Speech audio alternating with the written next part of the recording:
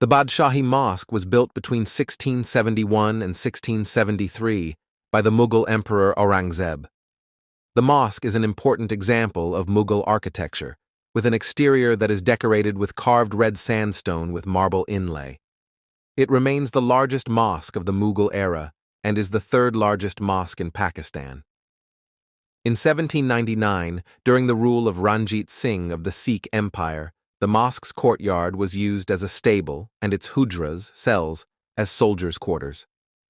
When the British Empire took control of Lahore in 1846, it was used as a garrison until 1852. Subsequently, the Badshahi Mosque Authority was established to oversee its restoration as a place of worship. It is now one of Pakistan's most iconic sites. History. The sixth Mughal emperor, Aurangzeb, chose Lahore as the site for his new mosque. Aurangzeb, unlike the previous emperors, was not a major patron of art and architecture and instead focused during much of his reign on various military conquests, which added to the Mughal realm. The mosque was built to commemorate Aurangzeb's military campaigns in southern India, in particular against the Maratha ruler Shivaji. As a symbol of the mosque's importance, it was built directly across from the Lahore fort and its Alamgiri gate, which was concurrently built by Aurangzeb during construction of the mosque. The mosque was commissioned in 1671, with construction overseen by the emperor's foster brother and governor of Lahore, Muzaffar Hussain, also known by the name Fidai Khan Koka. After only 2 years of construction, the mosque was opened in 1673. Badshahi Mosque fell into disrepair during Sikh rule. The Samadhi of Ranjit Singh, white edifice on right, was built next to the mosque. On 7th July 1799, the Sikh army of Ranjit Singh took control of Lahore. After the capture of the city, Maharaja Ranjit Singh used its vast courtyard as a stable for his army horses, and its 80 hujras, small study rooms surrounding the courtyard, as quarters for his soldiers and as magazines for military stores. In 1818, he built a marble edifice in the Hazurri Baag facing the mosque, known as the Hazurri Baag Baradari, which he used as his official royal court of audience. Marble slabs for the Baradari may have been plundered by the Sikhs from other monuments in Lahore.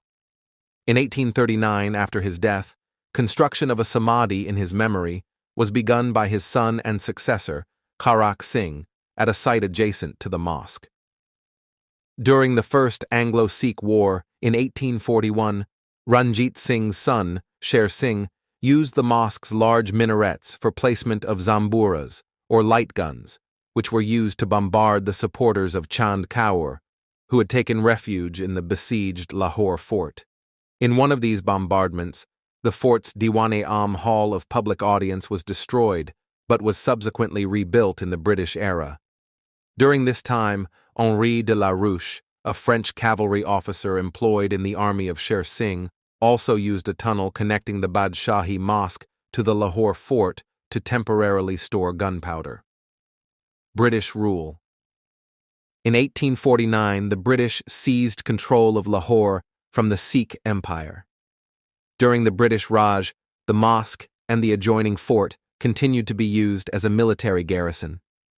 The 80 cells built into the walls surrounding its vast courtyard were demolished by the British after the Indian Rebellion of 1857, so as to prevent them from being used for anti-British activities.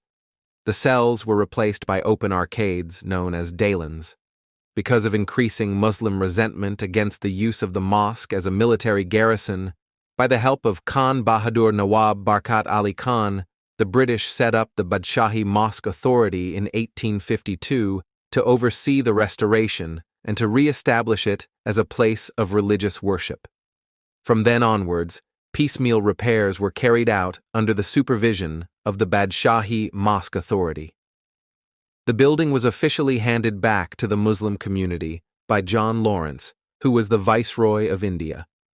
The building was then re-established as a mosque.